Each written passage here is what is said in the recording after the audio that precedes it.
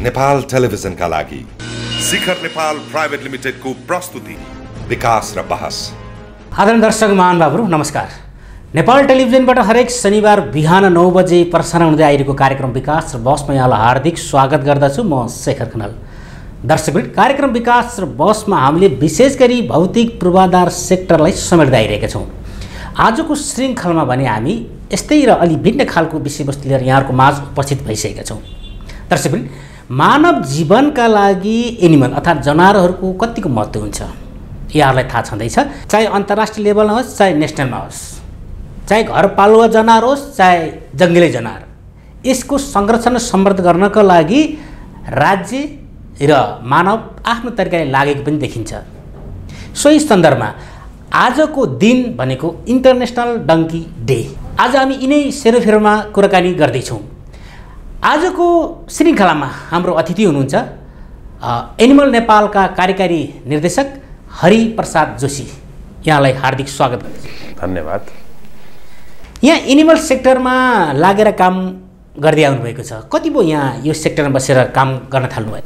म त यो एनिमलको सेक्टरमा लागेको 4 वर्ष जति हुन थाल्यो, तर एनिमल नेपाल भन्ने संस्था चाहिँ 2009 देखि नै इस्ट्याब्लिस भएर नेपालमा एनिमलको सेक्टरमा विशेषतः एनिमल वेलफेयर गर्नुपर्छ भन्ने कुरालाई जोड दिँदै काम गर्दै आइरहेको छ।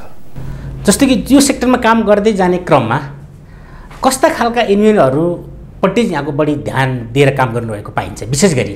विशेष गरी एनिमल नेपाल सबै एनिमलको कल्याणको निम्ति काम गर्छ, तर नेपालमा विशेषतः भन्दाखेरि अहिले बढी फोकस भएको चाहिँ घोडा खच्चर गधा, कुकुरहरू, हात्तीहरू र यिनीहरूमा कसरी कुखुराहरू प्लस भैँसीहरूमा चाहिँ वेलफेयरको निम्ति अहिले चाहिँ कार्यक्रमहरू मार्फत चाहिँ कार्यक्रम गरिरहेछ। तर हामी चाहिँ सम्पूर्ण जनावरहरूको कल्याणको निम्ति चाहिँ काम गर्छौँ।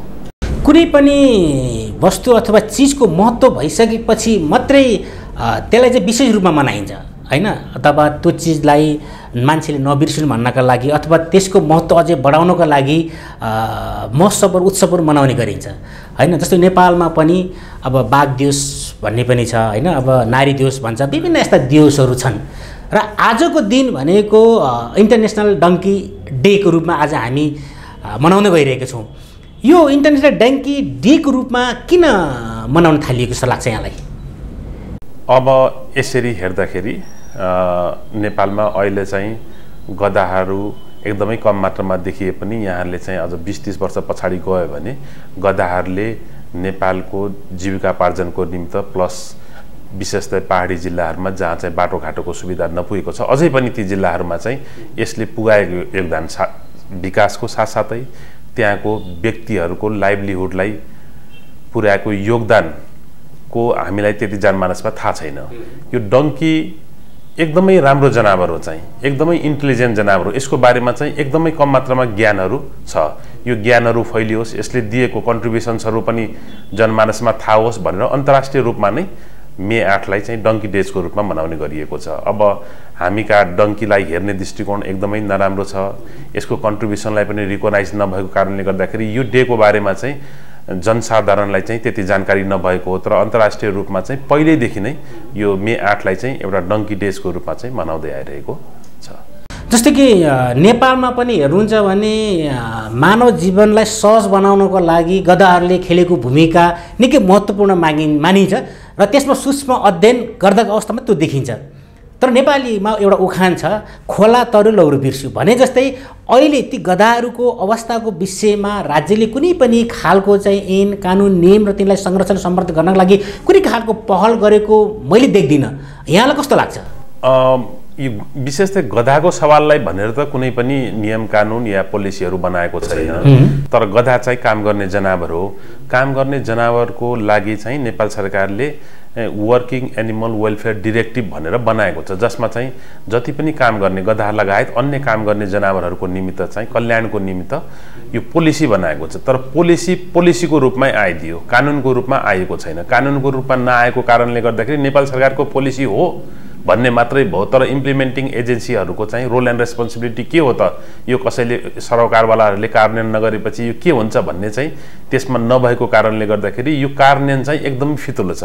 यसरी हेर्दाखेरि चाहिँ डङ्कीहरू चाहिँ एकदमै जनावरमा राम्रो स्पेसिस हो, तर यसको बारेमा चाहिँ जुन सरकारबाट गर्नुपर्ने अध्ययन हो, यसको निम्ति गर्नुपर्ने वकालत हो र यसको निम्ति यसको संरक्षणको निम्ति गर्नुपर्ने अन्य क्रियाकलापहरू त्यो एकदमै न्यून रूपमा भएको चाहिँ देखिएको छ। जस्तो कि गधा सँगसँगै नेपालमा जस्तो कि खच्चड घोडाहरूको पनि त्यतिकै महत्त्व मानिन्छ, तर घोडाहरूले चाहिँ अलिकति संरक्षण पाएको जस्तो पनि देखिन्छ होइन, र गधाहरूले नपाउनु घोडाहरूले पाउनु अथवा घोडा खच्चड र गधाको अलिकति भूमिका र महत्त्वको विषयमा यहाँले केही प्रकाश पारिदिनु। हजुर, अब यो घोडा खच्चड गधा एउटै स्पिसिस अन्तर्गत पर्छ। एउटै शब्दमा अङ्ग्रेजीमा भन्नुपर्दाखेरि यसलाई इक्वेन भन्छ। यो तीनटाको हामीले चाहिँ यहाँ नेपालमा रिपुटेसन हेर्दाखेरि चाहिँ घोडाको रिपुटेसन चाहिँ एकदमै हाई माथि छ, तर खच्चड अलि ठिकठिकै छ। गधालाई चाहिँ एकदमै राम्रो छैन, अझै पनि मान्छेहरूले गधालाई छोयो भने नुहाउने नराम्रो हुन्छ भन्ने यस्तोहरू चाहिँ रूपमा बुझेका छन्, तर त्यो चाहिँ होइन। अब यो घोडाको कसरी रिपुटेसन अगाडि बढ्यो भने घोडाहरू चाहिँ पहिले पनि अब राज्यले आफैले पनि पाल्ने गरेका थियो।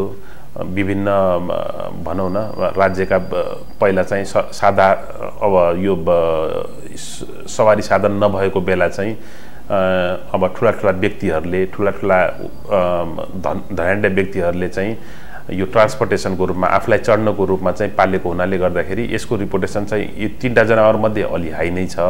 तर गधा चाहिँ अब सानो जनावर भयो, यसलाई अलि निर्दिष्ट प्रकारको काममा पनि परिपूर्ण कालदेखि नै लगाएको कारणले गर्दाखेरि यसलाई हेर्ने दृष्टिकोण चाहिँ अलिकता गधा र घोडामा चाहिँ अलिकता फरक छ कि जस्तो लाग्छ मलाई भएको। जस्तो कि हिजोसम्म प्रविधिको विकास त्यति भइसकेको थिएन, मान्छेहरू पैदल हिँड्नु पर्थ्यो र गाह्रो हुँदाखेरि अब घोडा खच्चड गधाहरूलाई प्रयोग गर्थे अथवा सामान भारी बोक्नलाई पनि तिनीहरूलाई प्रयोग गर्थे।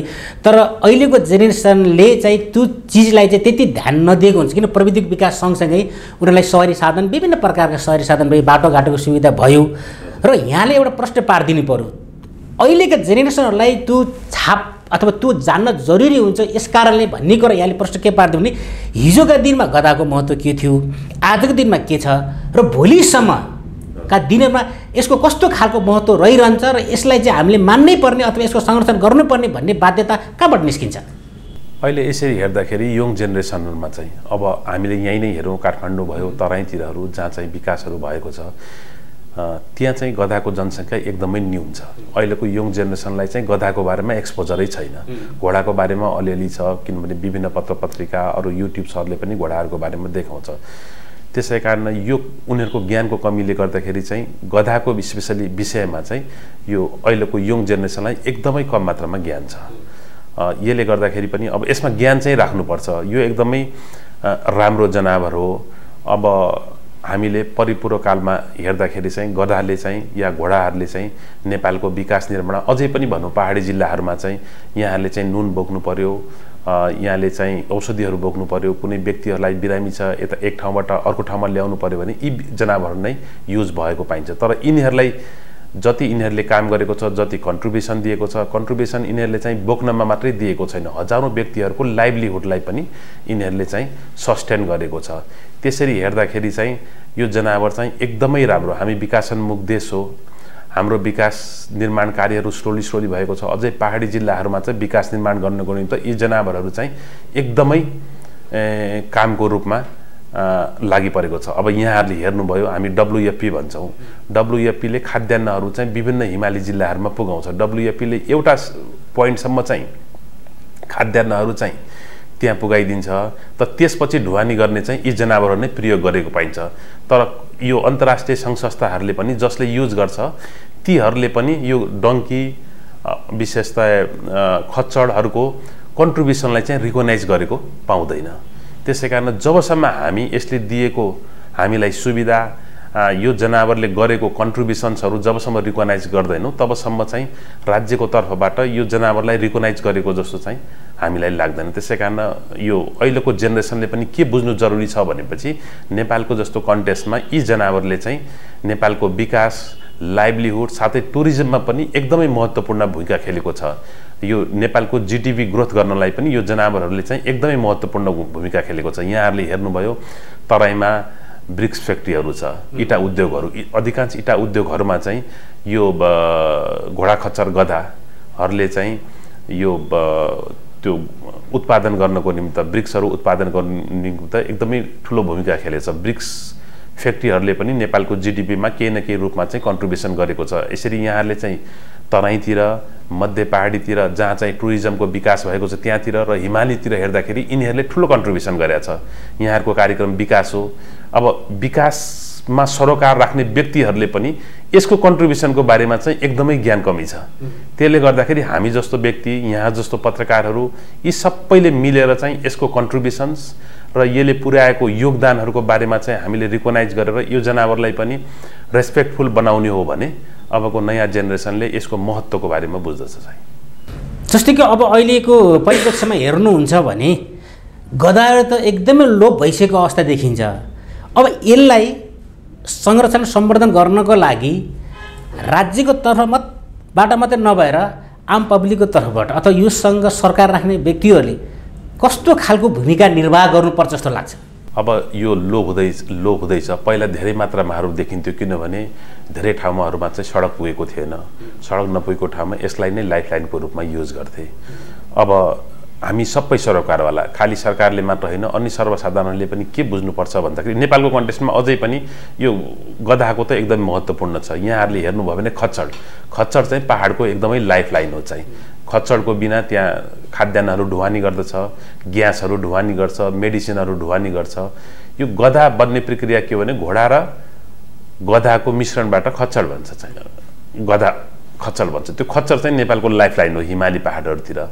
अनि यो एकदमै त्यसै कारण नेपालको कन्टेक्स्टमा त यो गधा चाहिँ एकदमै महत्त्वपूर्ण चाहिँ जीव हो, जनावर हो। त्यसै कारण यो सर्वसाधारण व्यक्तिहरू प्लस सरकारले पनि अब हामी हेर्नु न कति वर्ष डाइनोसर गएको कति वर्ष भइसक्यो। स्लोली हामीमा यहाँहरूभन्दा 30-35 वर्ष अगाडि हेर्नुभयो भने खच्चडको जनसङ्ख्या छ्यापछ्याप्ती देखिन्छ। अहिले आएर चाहिँ काठमाडौँको बासिन्दा या सहरीमा बस्ने बासिन्दाहरूले चाहिँ खच्चड देखेको छ जस्तो चाहिँ एकदम न्यून व्यक्तिहरूले मात्रै देखेको छ। यसको मतलब चाहिँ यो स्लोली चाहिँ एकदमै कम हुँदै गइरहेको छ। तर यसले भनौँ न यो एउटा एकदमै चाहिने चिज चाहिँ जनावर चाहिँ हो। त्यसै कारण हामी सर्वसाधारण राज्यले पनि केही चिज इन्भेस्ट गरेर यो कसरी चाहिँ यसलाई उत्थान गर्नुपर्छ, यसलाई चाहिँ न्यूनीकरण हुनबाट कसरी चाहिँ रोक्न सकिन्छ भनेर चाहिँ विचार पुगाउनु चाहिँ जरुरी छ। जस्तै कि आज इन्टरनेसनल डङ्की डेको सन्दर्भमा हामी कुराकानी गर्दैछौँ। यो डेमा अन्तर्राष्ट्रिय लेभलमा कसरी मनाउने गर्थे र गरिरहेका छन् र नेपालमा यहाँहरूले कुन तरिकाले मनाइरहनु भइरहेको छ, अवेरनेस कार्यक्रम कसरी दिइरहनु भएको छ, अथवा यसको चाहिँ यो डेको दिन चाहिँ यसको विशेष कार्यक्रम के हुन सक्थ्यो अथवा के गर्दै हुनुहुन्छ आज? यससँग सम्बन्धित रिसर्चर्सहरू, स्कलर्सहरूलाई चाहिँ राखेर यसको उत्थान र यसमा भइरहेका गतिविधिहरूको बारेमाहरू पनि काम गरिरहेको छ। एनिमल नेपालको सन्दर्भमा चाहिँ हामी एनिमल नेपालले चाहिँ यहाँदेखि डुकुछाप, ललितपुर गोदावरी नगरपालिकामा हो त्यो डुकुछाप भन्ने ठाउँमा चाहिँ हामीले चाहिँ गोडा खच्चर गधाहरू पालन पोषण गरेका छन्। त्यो कस्तो हो भन्दाखेरि चाहिँ छाडा राखिएका गदर खच्चाहरूलाई चाहिँ हामीले चाहिँ त्यहाँ राखेर उनीहरूलाई चाहिँ पालन पोषण रिटायरमेन्ट होम जस्तो चाहिँ बनाएको छौँ। त्यहाँ गएर चाहिँ उनीहरूलाई अब केही सरोकारवाला व्यक्तिहरूलाई पनि त्यहाँ लगेर चाहिँ यो यस्तो हो। हामीसँग टोटल अहिले 21 जनावर त्यो डङ्की सेन्चुरी भनेर हामीले इस्ट्याब्लिस गरेका छौँ डुकुछापमा। त्यसमध्ये चाहिँ 11वटा हामीलाई गधा छ। यो गधा कस्तो जनावर हो त, गधाले के कन्ट्रिब्युसन गर्छ, गधाको महत्त्व के हो भनेर त्यहाँको सर्वसाधारणलाई प्लस चाहिँ केही सरोकारवालाहरूलाई हामी कार्यक्रमहरू गरेका छौँ। अब यो गधा दिवस भएको कारणले गर्दाखेरि अब गधा दिवस मनाउनुको निम्ति स्पेसल फुडहरू गधाहरूलाई लिएर दिने र सरोकारवालाहरूसँग सेलिब्रेट गर्ने, जसले गर्दाखेरि यो अरू व्यक्तिहरूलाई पनि गधाको बारेमा महत्त्व बुझोस्। साथसाथै यहाँहरू जस्तो पत्रकारहरू, केही युथ लिडरहरूलाई पनि यसबारेमा चाहिँ यो इन्ट्र्याक्सनहरू गरेर यसको महत्त्वहरूको बारेमा जानकारी दिने, यो पत्र पत्रिका मार्फत यहाँहरूको मिडिया मार्फत चाहिँ यस्तै कार्यक्रमहरू गरेर चाहिँ यो ठुलो मासमा चाहिँ गधाको महत्त्वको बारेमा जानकारी फैलियोस् भनेर चाहिँ यो गधा अन्तर्राष्ट्रिय दिवस चाहिँ हामी यसरी नेपालमा मनाइरहेका छौँ। जस्तो कि हामीले देखेको, हामीले सुनेको र हामीले भोग्दै आइरहेका दिवसहरूको कुरा गर्नुपर्दाखेरि प्रजातन्त्र दिवस, गणतन्त्र दिवस लगायत यस्ता दिवसहरू बाहेक बाँकी दिवस मनाउने जुन प्रथा छ, जुन चलन छ, त्यो हामी विदेशबाट नै आइदि गरेर मनाइरहेको अवस्था छ। जहाँ पनि इन्टरनेसनल दिवस भन्छ होइन, वाटर डे भन्छ, अर्को भन्छ, तर यी सबै उताबाट आयातित दिवस हुन्। तर केही मान्छेले के भन्छन् भने यहाँ जति दिवस मनाइन्छ यो चाहिँ विदेशबाट चाहिँ केही डलरहरू आउँछ र केही एनजिओ सुरुवात गरेको दिवस हो, त्यस कारण गर्दाखेरि डलरको खेती कारण यस्ता दिवसहरू मनाइन्छ भन्ने गरिन्छ। यो दिवस त्योभित्र पर्छ कि पर्दैन? यो त्योभित्र पर्दैन चाहिँ। यो एउटा त नेपालमा इन्डेन्जरियस जनावरहरू भयो, यसको उत्थान गर्नु हाम्रो मात्रै होइन, तपाईँको पनि कर्तव्य हो चाहिँ। अनि यसले नेपालमा पुगाएको विशेषतः विकास, यो कार्यक्रम किन महत्त्वपूर्ण छ तपाईँको भन्दाखेरि तपाईँको विकास निर्माणसँग सम्बन्धित छ, नेपालको इन्फ्रास्ट्रक्चर डेभलपमेन्टसँग सम्बन्धित छ। तर इन्फ्रास्ट्रक्चर डेभलपमेन्टमा यो गधाले पुर्याएको कन्ट्रिब्युसन्सहरू न तपाईँलाई थाहा छ, न सरकारवालालाई थाहा छ, न चाहिँ पोलिटिकल लिडरलाई थाहा छ, न अन्य जनावरहरूलाई थाहा छ। यसले यत्रो पुगाएको छ, विकास निर्माणमा पनि सहयोग पुगाएको छ, टुरिज्ममा पनि सहयोग पुगाएको छ, साथसाथै हजारौँ व्यक्तिहरूको परिवारको लाइभलीहुडलाई स्ट्रेन्थन गर्नको निमित्त पनि यसले महत्त्वपूर्ण भूमिका खेलाएछ। तर यो जनावरको बारेमा हामीले हेर्नु न, हामीले कसैलाई गाली दिनु पऱ्यो पनि एक गधा भन्छौँ, त्यो हो त? यसलाई हामीले सम्मान गरेका छौँ? छैनौँ नि। अझ पनि हामी पछाडि फर्केर हेरौँ त, जति बेला चाहिँ हामी विकासमा एकदमै पछि पढेका थियौँ पहाडी जिल्लामा, अहिले त हिमाली जिल्लाहरूमा रोड पुगेको छैन, पहिला त पहाडी जिल्ला समेतमा त रोड पुगेको थियो नि। हामीलाई मेडिसिन्सहरू पुगाउनुको निमित्त, विकास निर्माणका साधनहरू पुगाउनुको निमित्त, खाद्यान्न पुगाउनुको निमित्त यी जनावरहरू युज भएको छ कि थिएन? पूर्वकालदेखि नै यसले चाहिँ नेपालको कन्टेक्स्टमा चाहिँ एकदमै महत्त्वपूर्ण भूमिका, विशेषतः मानवलाई हेल्प गर्ने सवालमा ठुलै राम्रो भूमिका खेलेको छ। तर हामीले हेर्ने दृष्टिकोणहरू, यसले दिएको कन्ट्रिब्युसनलाई रिकगनाइज गर्ने कुराहरूमा चाहिँ एकदमै पछाडि परेका छौँ। हामीले रिकगनाइज गर्ने कि नगर्ने?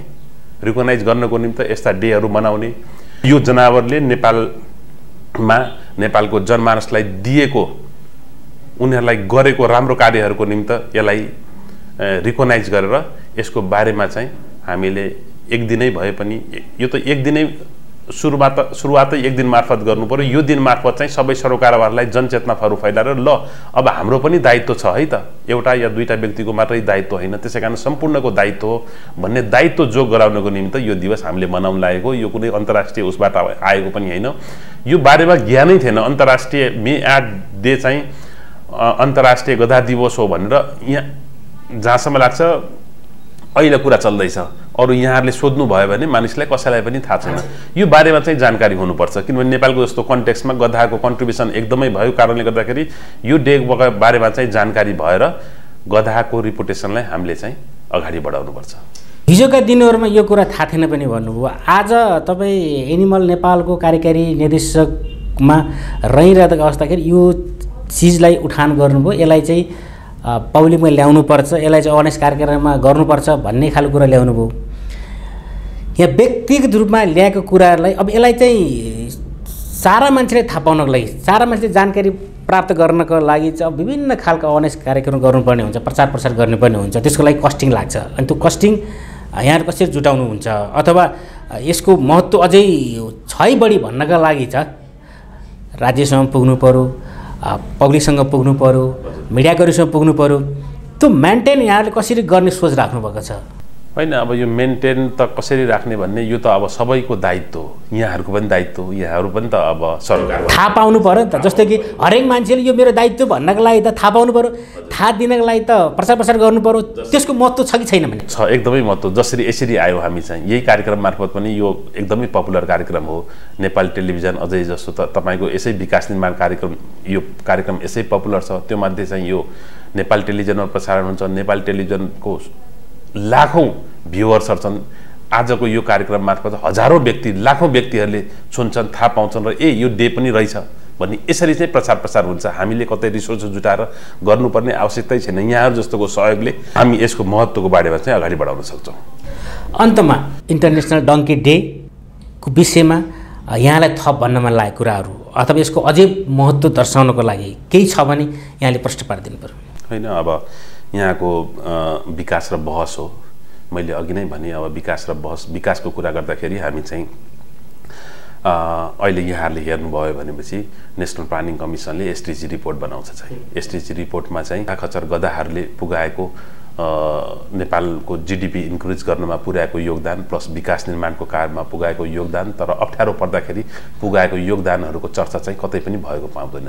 त्यसैकारण हामीले के गर्ने प्रयास गरिरहेछौँ भन्दाखेरि जो नेपाल सरकारले प्लानिङ कमिसन मार्फत चाहिँ एसटिजीको रिपोर्टिङहरू युएनमा हुन्छ त्यसमा चाहिँ अब अघिल्लो वर्ष राखेको छैन के अरे अबको वर्षमा चाहिँ एसटिजीको रिपोर्ट चाहिँ हामीले पेश गर्छौँ होला। त्यो एसटिजी रिपोर्टमा पनि हाम्रो घोडा खच्चर गधाहरूको विशेषतः गधाहरूको कन्ट्रिब्युसन के छ त विकास निर्माण कार्यमा यसले चाहिँ लाइभलीहुडमा पुगाएको असर यसले नेपालको हेल्थ राम्रो मेन्टेन गर्नको निम्ति किनभने मेडिसिन्सहरू यहाँले हेर्नुभयो भने एउटा उदाहरण मात्रै दिन्छु। हामीले एउटा पत्र पत्रिकामा चाहिँ मैले एउटा हेरेको थिएँ हाम्रो प्रदेश 6 को मुख्यमन्त्री चाहिँ हेलिकप्टरबाट जानुभयो चाहिँ त्यो ठाउँमा तर त्यो पेन्डेमिकको बेलामा चाहिँ त्यो मेडिसिन्सहरू मास्कहरू ऊहरू चाहिँ जो गाउँ गाउँमा पुगाउने कार्यहरू चाहिँ घोडा खच्चर गधाहरूले गर्यो। हेर्नु त पेन्डेमिकको दौरानमा पनि यो जनावर चाहिँ यति महत्त्वपूर्ण कामहरू गरेको छ तर हामीले रिकगनाइजहरू गरेका छैनौँ। त्यसै कारण यो अन्तर्राष्ट्रिय गधा दिवस मे 8 को दिनमा म सबै यहाँहरूको टेलिभिजन कार्यक्रम मार्फत के भन्न चाहन्छु भन्दाखेरि यसको महत्त्वहरू बुझिदिनु पर्यो। नेपालमा गधा खच्चर घोडा विशेषतः गधाहरूले दिएको कन्ट्रिब्युसन्सहरूलाई चाहिँ यहाँले चाहिँ रिकगनाइज गर्यो भने यो गधाप्रति चाहिँ हामीले रिकगनाइज गरे हुन्छ। गधा एउटा चाहिँ एकदमै इन्टेलिजेन्ट जात हो। यहाँले चाहिँ हामी गधा नभनिदिनुहोस् है। गधा चाहिँ एकदमै अरू जनावरमध्ये चाहिँ गधा एकदमै इन्टेलिजेन्ट भएको कारणले गर्दाखेरि यसलाई सम्मान गर्नुपर्छ। यसले पुगाएको योगदानलाई चाहिँ हामीले रिकगनाइज गर्नुपर्छ भन्ने म सबैलाई चाहिँ आग्रह गर्न चाहन्छु। हस्, यहाँको अमूल्य सुझाव र संवादलाई यहाँलाई धेरै धेरै धन्यवाद। धन्यवाद यहाँलाई पनि। दर्शकवृन्द, आज हामी अलग विषयमा छलफल गरौँ। मलाई पनि एकदम आनन्द आयो किनभने हामी इतिहास बिर्सिने हामी नेपालीहरूको चलन छ। तर जतिखेर नेपालमा विकास भइसकेको थिएन, बाटाघाटाहरू कहीँ थिएन, जङ्गलको बाटो हिँड्नु पर्थ्यो, भिरहरूमा चढ्नु पर्थ्यो, खोला तर्नु पर्थ्यो, त्यतिखेरसम्म मानव जीवनलाई चाहिँ सुलभ र सरल बनाउनको लागि गधाहरूले खेलेको भूमिका एकदमै महत्त्वपूर्ण रहेको छ। र म फेरि पनि भन्छु कि यस्ता गधा प्रजातिहरूलाई चाहिँ हामीले संरक्षण समर्थन गर्नको लागि राज्यको मात्रै मुख नताकौँ कि हामी स्वतःस्फूर्त भएर यो विषयमा चाहिँ हामी अलिकति 24 घण्टामा 1 मिनट पनि यो प्रति ध्यान दियो भने पक्कै पनि यसले चाहिँ केही न केही मात्रामा पनि संरक्षण सम्वर्धन र भोलिका दिनहरूमा पनि विकास निर्माणमा यसले पनि भूमिका अझै खेल्नेछ भन्ने कुराहरू जानकारी गराउँदै आजको विकास र बहसको श्रृङ्खलाबाट एनिमल नेपालका कार्यकारी निर्देशक, अझ भन्नुपर्दा म जस्तो कि नेपालमा भन्ने गर्छन् कृषि अभियन्ता भन्छन्, सामाजिक अभियन्ता भन्छन्, त्यसै गरी म उहाँलाई चाहिँ एनिमल अभियन्ताको रूपमा पनि भन्न रुचाउँछु यहाँलाई।